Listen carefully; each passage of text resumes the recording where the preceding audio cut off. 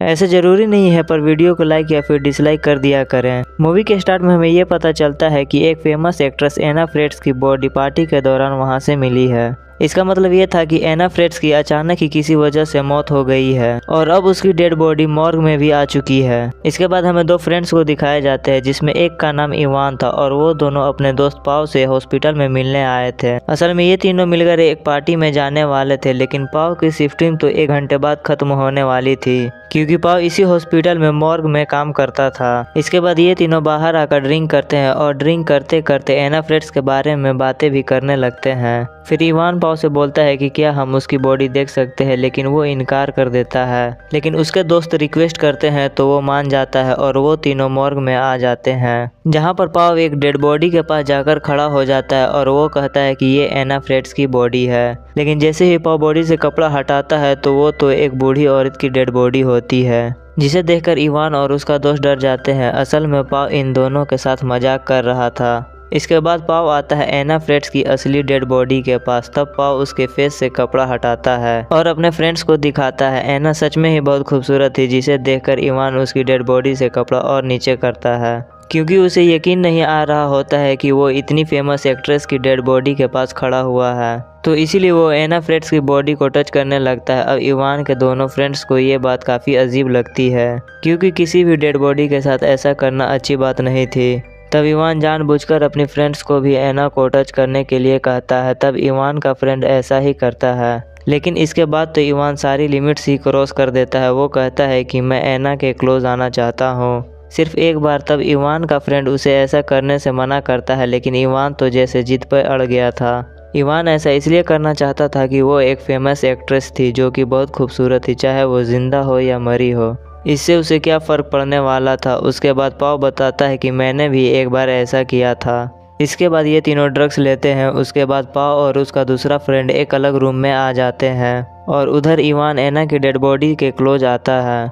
तब इवान के बाद पाव जाता है तो वो भी ऐसा ही करता है, लेकिन तभी अचानक से हम बड़ी हैरान कर देने वाली चीज़ देखते हैं, और वो ये कि अचानक से एना की आइज़ खुल जाती है। वो दोबारा जिंदा हो गई थी और अपने पूरे सेंस में भी थी, लेकिन पाव को तो इस बात का पता ही नहीं चलता है कि एना फ्रेट्स अब जिंदा हो गई है। लेकिन जब उसे इस बात का पता चलता है तो वो डर जाता है और चिल्लाने लगता है। तब उसके चिल्लाने की आवाज़ सुनकर इवान और उसका फ्रेंड भी वहाँ आ जाते हैं। तब पाव उन्हें बताता है कि एना फ्रेट्स अब जिंदा हो गई है। एना को जिंदा देखकर पाव और इवान काफ़ी घबरा जाते हैं, क्योंकि एना को पता था कि उन दोनों ने ही उसके साथ ऐसा किया। तो जाहिर सी बात थी कि एना बाहर जाकर पुलिस को ये सब बता देगी कि मॉर्ग में क्या हुआ था इसके साथ में।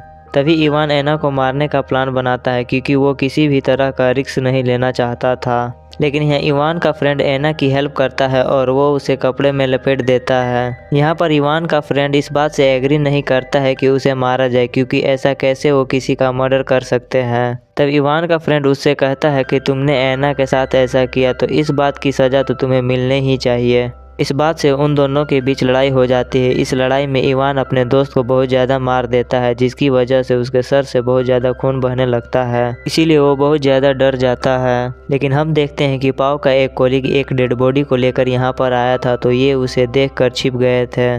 तब पाव के कोलीग ने डेड बॉडी को वहाँ रखा। इसके बाद मुर्दा घर को लॉक लगाकर वहाँ से चला गया। एना भी अपने आप को बचाने के लिए कुछ भी नहीं कर सकती थी, क्योंकि कुछ घंटे के बाद दोबारा जिंदा हुई थी, तो इसीलिए उसके लेग्स तो बिल्कुल बेजान थी और हाथ भी मूव नहीं कर रही थी। फिर पाव और इवान अपने फ्रेंड और एना को दूसरे रूम में ले जाते हैं। इवान का फ्रेंड सांस नहीं ले रहा था, जिसे देखकर इवान घबरा जाता है। तब एना कहती है कि शायद अब वो मर चुका है, और जब पाव को ये बात पता चलता है तो वो रोने लगता है। तो इसीलिए इवान उसे तसल्ली देता है कि इसमें हमारा कोई कसूर नहीं है, ये सिर्फ एक एक्सीडेंट था। तब एना इवान को कहती है कि तुम्हें इन सब के लिए जेल होगा, देख लेना। तब इवान उसे कहता है कि शट अप, तुम अपना मुंह बंद रखो। इसके बाद एना मौके का फ़ायदा उठाकर क्रॉलिंग करते हुए मॉर्ग से बाहर आ जाती है और वहाँ से बचकर निकल जाती है।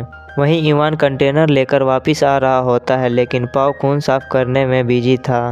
तभी इवान वहां आकर पाव को बताता है कि एना भाग चुकी है। तभी दोनों एना को ढूंढने लगते हैं। एना, जो कि क्रॉलिंग करते हुए लिफ्ट में आ गई होती है, वो बस यहां से निकलने ही वाली होती है, लेकिन तभी इवान वहां पर आकर लिफ्ट का दरवाज़ा बंद होने से पहले रोक देता है। और एना को दोबारा से मॉर्ग में लेकर आ जाता है। इसके बाद पाव इवान से कहता है कि मैं जानता हूँ कि तुमने हमारे फ्रेंड्स को मारा है, जिस पर इवान उसे कहता है कि हाँ, उसे मैंने ही मारा था, लेकिन वो एक एक्सीडेंट था, मैंने जानबूझकर उसे नहीं मारा। फिर पाव कहता है कि नहीं, तुम झूठ बोल रहे हो, तुमने उसका गला घोंटकर मारा है। तब ये बात सुनकर इवान नर्वस हो जाता है, लेकिन इवान फिर भी इनकार करते हुए कहता है कि ये झूठ है, तुम्हें एना की बातों में नहीं आना चाहिए।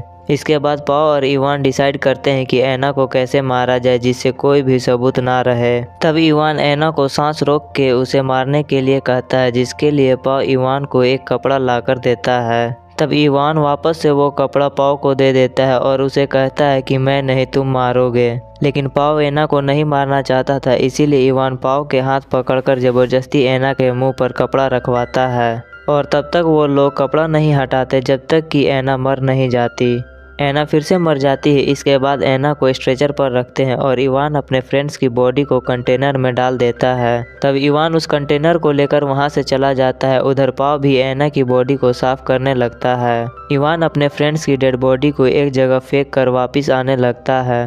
पाव ने एना की बॉडी को अच्छे से साफ कर दिया था और वो बस जाने ही वाला था, लेकिन जाने से पहले पाव एक बार एना के मुंह से कपड़ा हटाता है और वो देखता है कि एना अब भी जिंदा है। तो पाव एना को कहता है कि चुप रहना और रिलैक्स भी। अब यहाँ पर सवाल ये उठता है कि एना तो मर चुकी थी, तो फिर वो दोबारा जिंदा कैसे हो गई। असल में एना और पाव ने एक प्लान बनाया था। प्लान के मुताबिक जब एना का दम घुटने ही वाला था, उससे पहले उसने ऐसा ही रिएक्ट किया जैसे कि सच में वो मर चुकी हो। और यहाँ पर उसने इतनी अच्छी मरने की एक्टिंग की कि इवान को उसका पता भी नहीं चला।